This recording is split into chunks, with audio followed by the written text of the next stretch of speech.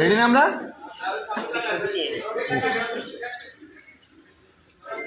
জি, প্রিয় সাংবাদিক বন্ধুগণ, আজকে ট্রাইব্যুনালে আপনারা জানেন যে 4টি মামলায় কার্য তালিকাভুক্ত ছিল।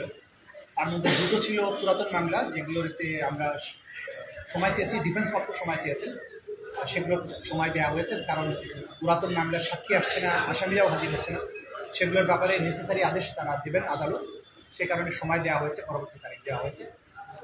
নতুন মামলায় অর্থাৎ জুলাই আগস্টের পরের যে মামলাগুলো হয়েছে তার মধ্যে 3 নম্বর আইটেমে ছিল চট্টগ্রামের যে মানবতা বিরোধী অপরাধ হয়েছে জুলাই আগস্টে, সেই মামলাটির তারিখ নির্ধারিত তারিখ ছিল আজকে। সেখানে আসামি ফজলে করিম চৌধুরীকে আমরা একদিনের জন্য ইন্টারোগেশনের অনুমতি চেয়েছিলাম, আদালত সেটা দিয়েছেন। আগামী 16 জুলাই তাকে একদিনের জন্য ইন্টারোগেট করার অনুমতি দেওয়া হয়েছে, 16 এপ্রিল। এবং ওই মামলাতে আরও একজনকে গ্রেপ্তার করে আজকে হাজির করা হয়েছিল, ফিরোজ, যার বিরুদ্ধে সরাসরি অস্ত্র নিয়ে মিছিলে গুলি করার অভিযোগ আছে। তাকে আজকে কারাগারে প্রেরণ করার আদেশ দিয়েছেন। এর বাইরে চট্টগ্রামের মামলায় 359 জন আহতের খবর আমরা পেয়েছি, 9 জন 459 জনের আহতের খবর পেয়েছি, 9 জন শহীদের তথ্য পাওয়া গেছে। আসামি যে কয়েকজনের বিরুদ্ধে গ্রেপ্তারি পরোয়ানা জারি হয়েছে তার বাইরেও অনেক আসামির তথ্যাদি পাওয়া যাচ্ছে। আমাদের তদন্ত সংস্থা দিনরাত কাজ করছেন বাকি আসামিদের শনাক্ত করার জন্য, এবং পেছনে যারা এই পুরো পরিকল্পনার সাথে ছিলেন, বিভিন্ন বাহিনীর লোকজন, আওয়ামী লীগ, যুবলীগ, সবাইকে আইডেন্টিফাই করার জন্য যে তৎপরতা সেটা চলমান আছে। সেজন্য আদালত তদন্তের স্বার্থে 3 মাসের সময় দিয়েছেন এবং পরবর্তী 17-র সাথে পরবর্তী তারিখ পরবর্তী তারিখ নির্ধারিত হয়েছে। আর সর্বশেষ চানখারপুলের যে ঘটনাগুলো, সেইখানের ব্যাপারে তদন্ত রিপোর্ট কনক্লুডেড হয়ে গেছে। এইখানে যে আসামি 3 জন যারা অন্য মামলায় গ্রেপ্তার ছিলেন তাদেরকে এই মামলায় গ্রেপ্তার দেখানোর আবেদন ছিল। নতুন করে বলেন, আজকে উল্টাপাল্টা হয়ে যাচ্ছে সব। আচ্ছা, আশুলিয়ার যে তদন্তটা চূড়ান্ত হয়ে গেছে, সেখানে 3 জন আসামি অন্য মামলায় গ্রেপ্তার করা ছিল, তাদেরকে আজকে এই মামলায় গ্রেপ্তার দেখানোর আবেদন মঞ্জুর করা হয়েছে। এটা তদন্ত রিপোর্ট আশা করছি কয়েকদিনের মধ্যেই চূড়ান্তভাবে এসে যাবে। 3 জনের নামটা একটু বলবেন? আব্দুল্লাহ কাফি সহ 3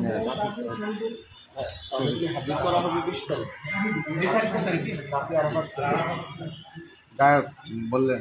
এর বাইরে যেটা আজকে আপনারা জানেন যে আমার পেছনে আমাদের এই যে জুলাই আগস্ট সহ 15 বছরের গুম, extra judicial killing, Aynaghor related যে সমস্ত মামলা আছে তার ভিকটিমরা এখানে উপস্থিত আছেন। তারা নানান বিষয়ে আমাদের তদন্ত সংস্থা, আমাদের প্রসিকিউশনকে সহযোগিতা করেন যাতে এই বিচারটা করা যায়। তারা আমাদের বিভিন্ন যে সমস্যাগুলো আছে সেগুলোর ব্যাপারে তারা খুব কিনলি অবজার্ভ করেন। তো গত পরশু দিন আমরা যে ব্রিফিংয়ে কিছু নিরাপত্তাহীনতার কথা বলেছিলাম বা আমরা যে চ্যালেঞ্জের কথাগুলো বলেছিলাম, সেগুলো শোনার পরে তারা মনে করেছেন যে তারা আমাদের পাশে এসে আমাদের প্রতি তাদের সহমর্মিতা জানানো উচিত। এই কারণে তারা এসেছেন। আজকে তাদের পক্ষ থেকে ওনারা 2-1 কথা বলবেন সেই বিষয়ে। আমি ওনাকে ফ্লোর ছেড়ে দিচ্ছি। ওনারা আমাদের প্রশ্ন নিয়ে নিই। আচ্ছা, আমরা গতকাল শুনলাম প্রধান উপদেষ্টা প্রেস সচিব বললেন যে আইসিসি থেকে যদি জুলাই গণহত্যা সহযোগিতা চাওয়ার বিষয়টি, তাহলে আইসিসি সহযোগিতা করতে প্রস্তুত আছে। সেক্ষেত্রে কি ধরনের সহযোগিতা আপনারা নিতে চান, অথবা কি কি প্রক্রিয়া এটা নেওয়া যায়, কি আইনটা কি একটু যদি বলতেন আমাদেরকে। দেখুন, আইসিসি প্রেস সেক্রেটারি যেটা বলেছেন এটা সম্পর্কে আসলে আমি পত্র পত্রিকায় দেখেছি, ওনার সাথে আমার কথা হয়নি। আমরা নীতিগতভাবে বাংলাদেশের যে চলমান হত্যা বলেন অথবা ক্রাইমস অ্যাগেন্স্ট হিউম্যানিটি যে মামলাগুলো আছে, আমরা বাংলাদেশের এই ট্রাইব্যুনালেই এই বিচার করার ব্যাপারে আমাদের সিদ্ধান্ত রয়েছে। আমরা কোনো অবস্থাতেই এই বিষয়টি আইসিসিতে প্রেরণ করতে চাই না, এটা আমাদের সম্মিলিত সিদ্ধান্ত। উনি হয়তো কোনো একটা অন্য কোনো বিষয়ের বিবেচনায় হয়তো এটা বলেছেন, তার সাথে আমাদের কথা হয়নি। তা আমরা চাই আইসিসি যদি আমাদেরকে টেকনিক্যাল সাপোর্ট দেয়, এইখানে বিচার হবে, তারা আমাদের বিভিন্ন টেকনিক্যাল সাপোর্ট দেবেন, সেটা অবশ্যই আমরা গ্রহণ করব। যেমনটি আমরা জাতিসংঘের কাছে সাহায্য চেয়েছিলাম, তারা আমাদের প্রসিকিউটর এবং ইনভেস্টিগেটরদের বিভিন্ন ট্রেনিং দিয়ে সাহায্য করেছেন, যে তদন্ত তারা করেছেন সেই রিপোর্ট আমাদেরকে দিয়েছেন। আমরা এখন তাদের কাছে চেয়েছি ওই রিপোর্টটা প্রিপেয়ার করার জন্য যত লোকের ইন্টারভিউ তারা নিয়েছেন, যে সমস্ত ম্যাটেরিয়াল তারা কালেক্ট করেছেন, সেই জিনিসগুলো আমরা চেয়েছি বিচারের সাথে ব্যবহার করার জন্য। সেই তথ্যাদি পাওয়ার ব্যাপারেও আমরা প্রক্রিয়ার মধ্যে আছি। সুতরাং সেই ধরনের সহযোগিতা যদি আইসিসি থেকে আসে আমরা সেটা গ্রহণ করি। কিন্তু মামলাগুলো বিচারের জন্য আইসিসিতে প্রেরণ করা হবে না, এটাই এখন পর্যন্ত আমাদের রাষ্ট্রীয় সিদ্ধান্ত। একটু কনফ্লিক্ট অফ ইন্টারেস্টের বিষয়টা বলবেন। চলতে পারবে নাকি ওইখানে গেলে এখানে বিচার বন্ধ হবে? আর আমরা যেহেতু এটা পাঠানোর চিন্তাই করছি না, কাজে এই প্রসঙ্গটা আলোচনা করার প্রয়োজনই নেই।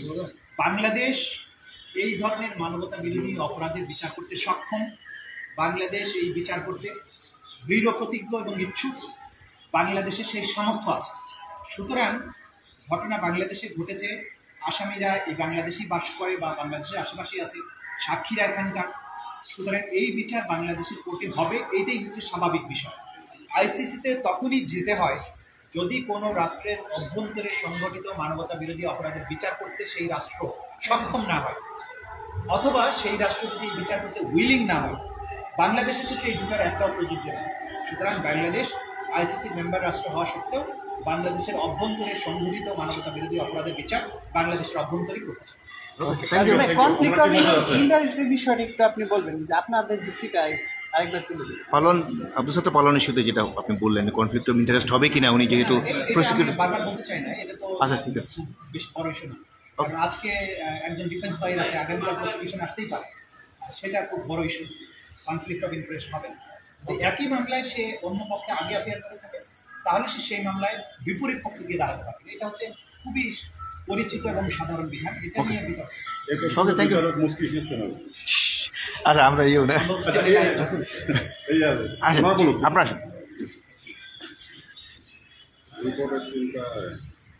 বিসমিল্লাহির রহমানির রহিম। আমি ক্ষতিগ্রস্ত হিসাবে খুবই সচেতন ছিলাম যে আমার মামলা কাজ অগ্রগতি ঠিকমতো চলছে কিনা। আমরা সন্দিহান ছিলাম, মাঝে মাঝে আসতাম, কথা বলতাম। আমি সন্তুষ্ট যে কাজ দ্রুত গতিতে চলতেছে। আমাদের বুঝতে হবে 17 বছর বা 16 বছর ফেসিস ছিল, সকল জায়গায় তারা জাল পাতানো, খুবই বৈরী পরিবেশে আইসি থেকে যেতে হচ্ছে। এবং আপনারা জানেন সহযোগিতার মানদণ্ড খুবই সন্তোষজনক ছিল না। আমি মনে করি এখন একটা পরিবেশ হয়েছে, সবাই বুঝতে পারছে যে অপরাধীকে দণ্ড দিতে হবে, এক্সাম্পল সৃষ্টি করতে হবে যাতে আগামীতে কখনো ফেসিস জন্ম না হয়। আমি ব্যক্তিগতভাবে আয়নাঘর নিয়ে 22 সালে বলা পড়তে খুবই বিপদে ছিলাম। আমার একটা মাথা ব্যথা শরীরে প্রতিষ্ঠিত করতে হবে।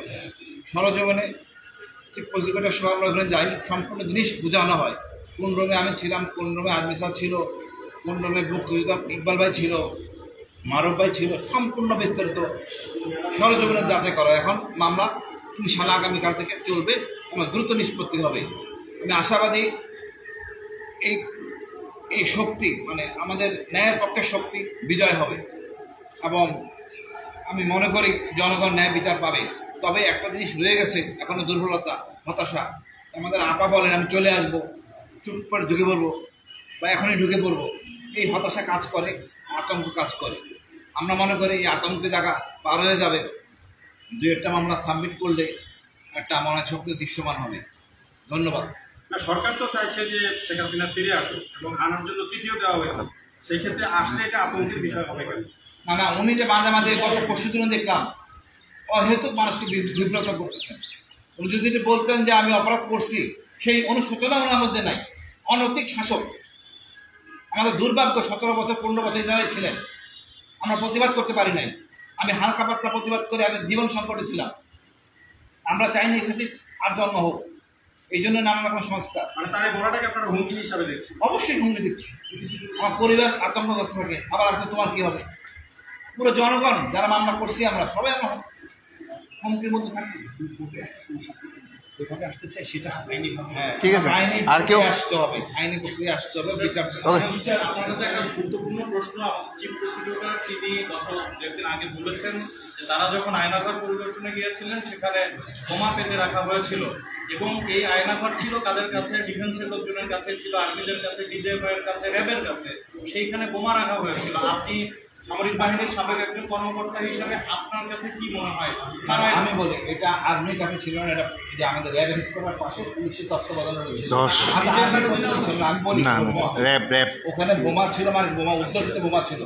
উদ্যোগিত বোমা করে রাখার একটা বিধান আছে, এটা রাখা যায় না, এটাকে অ্যাকুশন করে দিতে হয়। এটা হতে পারে উদ্দেশ্য প্রণীত, আমরা এটা জানি না।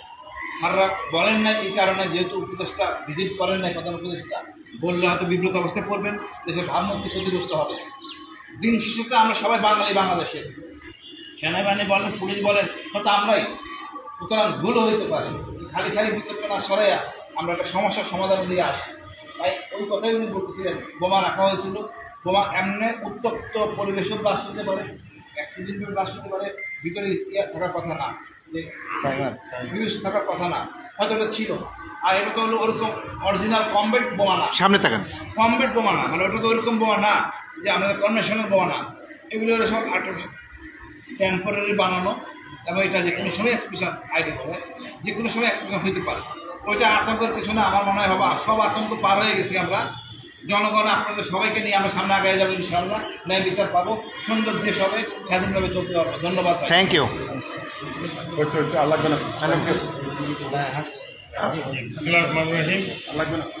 আমরা গত বেশ কিছুদিন থেকে খেয়াল করছি যে আমরা আন্তর্জাতিক ক্রাইম ট্রাইব্যুনালের শুরু থেকেই ইনভলভ, জনাব চিফ প্রসিকিউটর মহোদয় এবং প্রসিকিউটরদের সাথে মামলার বিষয় নিয়ে আমরা নিয়মিত যোগাযোগ রেখেছি এবং আপডেট ছিলাম।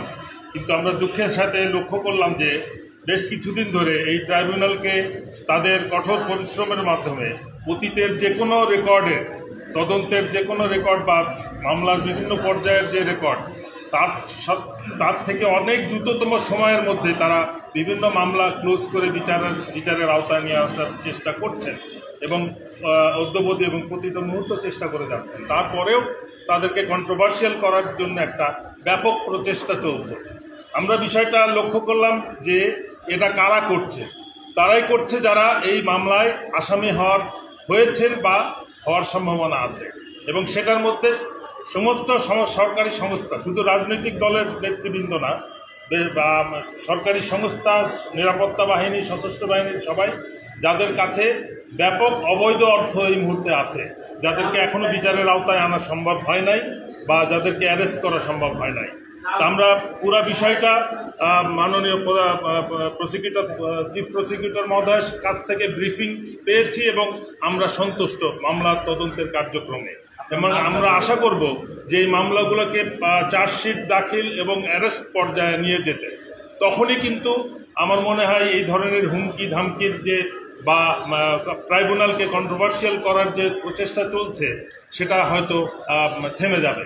আর একটা বিষয় আমরা ওনার দৃষ্টি আকর্ষণ করেছি যে যদিও বিডিআর তদন্তের জন্য একটা কমিশন গঠন করা হয়েছে, এটা একটা সময় সাপেক্ষ বিষয় এবং এটা ব্যাপক ভিত্তিক, এবং খুব সম্ভব এই কমিশন যা কিছু করার, সুষ্ঠু তদন্তের জন্য যা কিছু করা প্রয়োজন, হয়তো সম্পূর্ণটা সহযোগিতা বা বিভিন্ন কারণে তারা পাচ্ছেন না হয়তো। এর মানে কি আপনারা বলছেন যে ট্রাইব্যুনাল সঠিক পথে আগাচ্ছে? আমার কথা শেষ হয়নি, প্রশ্ন করবেন। জি, সেই